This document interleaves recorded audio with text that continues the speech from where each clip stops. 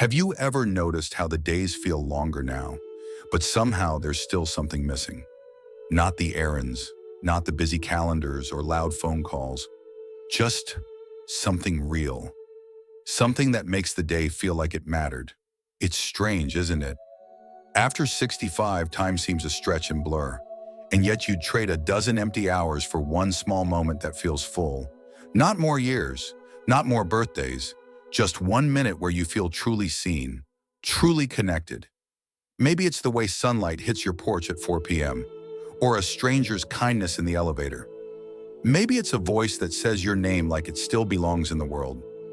You don't need the whole past to come back, just one heartbeat of wholeness, because even now, you are still someone's quiet reason to keep coming home, on the weight of empty time. But sometimes what we carry isn't memory, it's the long space in between. The empty hours. You know the kind I mean. When you wake up and the light is soft and the calendar says there's nothing planned. No appointments, no birthdays, no reasons to put on your shoes. And at first you tell yourself it's peaceful. You've earned it. This quiet. But after a while, peace starts to feel like something else. Like being set aside. Like sitting too long in a waiting room where no one calls your name. Miss Evelyn down the hall used to joke, "I'm not counting the days, they're all the same anyway." And we'd laugh. A soft, knowing kind of laugh. But under it, we both knew what she meant. It's not that we want the rush of the old days, the traffic, the stress, the endless list of errands. We just want a day that has a shape again, a rhythm, a reason to comb your hair. Even just 1 hour that feels like it meant something. Sometimes I watch the hands on the clock tick forward, and I think time isn't what we're running out of. It's what we can't quite hold anymore. Not because it's slipping away, but because no one is reaching in to share it with us. And maybe that's what makes time feel heavy. It's not about how much you have, it's about who you spend it with or don't. So when someone asks, "How was your day?" you want to say something more than it passed. You want to say there was a moment, a real one. And that hope, that one small hope, it keeps you sitting by the window a little longer, just in case today is the day it happens. 2. Memories that knock softly. And while we wait, memories have a way of coming in first. Not the big ones, not the milestones they print in old photo albums. It's the smaller ones, like the sound of the screen door in summer, the way it would slam back if you didn't hold it, or the smell of toast and orange marmalade on a Saturday morning when the house was still quiet and full. Sometimes it's the feeling of your husband's hand resting on yours during a long drive. No music, no words, just presence. They arrive when the room is still. You're not even trying to remember. They just slip in through the cracks in your thoughts like light between the blinds. And suddenly you're not 83 anymore. You're 42 packing a lunchbox. You're 28 dancing barefoot in the kitchen. You don't need to relive the whole story. Just one clear second, one inhale, one look. But the hard part is it doesn't last. It fades and the silence returns. And you miss them again, all over again. Not just the people, but who you were around them. The version of yourself that only existed in that kitchen, that garden, that moment. Sometimes I think the heart remembers more than we ask it to. And maybe that's why we pause when a certain song comes on. Or we linger over an old photo longer than we should. Because somewhere in us, we're still waiting for that knock again. Still hoping the next memory that floats in might stay a little longer. 3. The loneliness of being unseen. And when the memories fade back into the quiet, you're left with something even harder to name. Not sorrow, not fear, just the quiet ache of being invisible. You might not feel it right away. After all, people still come by. Nurses check your chart. The mail arrives. Someone calls to confirm your next appointment. But no one really looks at you anymore. Not like they used to. Not like you're a whole person with stories still burning in your chest. Now it's mostly nods, smiles, a pat on the hand before they move on. And part of you understands. Life moves quickly. The world keeps spinning faster than you can catch up with. But still, there's a difference between being cared for and being seen. It's been a long time since someone asked, "What's on your mind today?" Or "What do you miss most about springtime?" Or maybe just, "How are you really?" You don't need someone to fix the ache. You just want them to notice it's there. I remember Mr. Howard 2 rooms down. He used to teach music. sharp as a tack.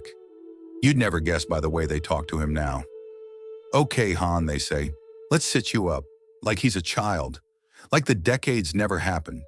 But I saw his eyes once when an old Sinatra song came on in the common room. They changed, just for a moment. The kind of change that says, "I remember who I was," and I wondered if anyone else noticed. That's what loneliness really feels like, I think. Not being alone, but being in a room full of people and still not being known. And when you're not known, it's easy to start forgetting yourself too. So sometimes we talk louder. Or not at all. Sometimes we smile too quickly just to fill the silence. But deep down, we're all still hoping someone might pause, even just once, to really see us, to say our name like it means something, to sit long enough to hear the end of the story, especially the parts we've never told. Because inside every quiet older woman is a full, wild, unfinished life just waiting for someone to ask. For the things we never said out loud. And even when someone does sit with you, there are still things you don't say. Not because you've forgotten, but because some words are too tender to touch, too tangled in the years. You hold them like folded letters in a drawer, creases worn but unopened. Like the time you forgave someone who never knew they hurt you. Or the way you still whisper your mother's name when no one's around. The way you still wish even now that someone had asked what you wanted, not just what was needed of you. There's so much we carry in silence. Not secrets, just truths that never found a safe place to land. And so we tuck them behind polite smiles. Behind "I'm fine" and "don't worry about me." Because at this age you learn, people want you to be strong, or quiet, or both. But some days the ache of unspoken things rises up anyway, in the middle of brushing your hair, or pouring coffee into a chipped old mug that still feels like home. You remember what you never got to say to your daughter before she left for college, or to your husband before his last breath. And you wonder, would it have changed anything? Would it have mattered maybe not to them, but maybe to you? Because sometimes saying a thing out loud, even into the quiet, makes it real. Makes you real again. And maybe that's the moment we're all searching for. Not more time. Just one breath where the truth doesn't have to hide anymore. Suffer wive, when touch says what words can't. And then there are moments when nothing needs to be said at all. Just a hand resting on yours. Just a shoulder leaned against yours during a long afternoon when the light outside the window turns golden and the hallway is quiet. Sometimes touch says more than any question ever could. Not the kind that rushes in to help, not the clinical kind, but the kind that lingers, that says, "I see you, I'm still here." There was a woman named Lillian at my aunt's care home. She didn't talk much anymore, but every morning her son came to visit and placed his hand over hers for 15 full minutes. No words, no distractions, just warmth. And she would close her eyes like she was holding something precious with her whole body. That's the thing no one tells you. As you grow older, the world touches you less. Not because you're less loved, but because people forget that gentle touch still matters. They forget that the skin still remembers kindness, that the body still longs to be acknowledged even when words begin to fail. Sometimes when the staff brushes your hair or buttons your coat, it feels rushed, functional. But when someone slows down, when their hands stay just a moment longer than needed, it feels like you're being returned to the world. Like you exist again, not as a task, but as a person. And it reminds you of all the times you offered touch in silence, holding your child's forehead in the dark during a fever, fixing your partner's collar without a word, braiding hair with fingers full of stories. You gave those moments without expecting thanks. But now, maybe you just wish someone would notice that you still remember how to give love. Even now, even still. Because maybe we don't need answers. Maybe we just need someone to hold our hand long enough that we forget for a second how alone we felt. Sonningsurings, the quiet rituals that keep us here. And when there's no hand to hold, no visitor that day, no memory bright enough to stay, we turn to the little things, the quiet rituals, the ones no one else sees, but that somehow keep the day from slipping through the cracks. Like lining up your pill bottles just so, wiping the kitchen counter even if no one's coming over, Watering a single houseplant, speaking to it like it's listening. Maybe you put on lipstick just to feel a bit more like yourself. Maybe you fold your sweaters the way your mother once did, slow with care, with corners lined up just right. They seem small, to someone else maybe even meaningless. But you know better, because these aren't chores. They're little tethers, little ways of saying, I'm still here. I still belong to this world. Some mornings it's a cup of tea at exactly 7:30. Other days it's watching the same bird land on the same railing and whispering good morning like it's an old friend. You might not have a calendar full of plans, but these rituals, they're more than habits. They're anchors. They give the day a beginning, a middle, a place to land. And even if no one ever thanks you for showing up to your own life so gently, you keep doing it.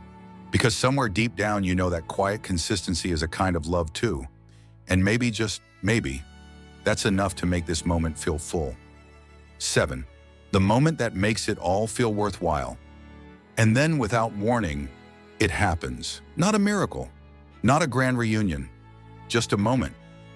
One small moment that catches you off guard, and suddenly all the waiting, the silence, the aching, feels like it led right here. Maybe it's when a child visiting someone else looks your way and waves, and for some reason you wave back, and they smile like they've known you forever. Maybe it's when a nurse kneels to tie your shoe, but then stays to ask what your wedding dress looked like. Or when your son finally lingers on the phone, not rushing, just breathing on the line with you like he used to when he was small and couldn't fall asleep. That's all it takes. Not a new beginning, not more years. Just 1 second where you feel whole again. Where someone meets your eyes not out of duty but out of care. Where you laugh, really laugh, and forget how long it's been since your chest moved that way. And for a flicker of time, you don't feel like someone waiting out the days. You feel like someone living one. That's the moment we're really hoping for, isn't it? Not more hours on the clock, just one where something real breaks through. Something that makes your heart sit up straight and say yes.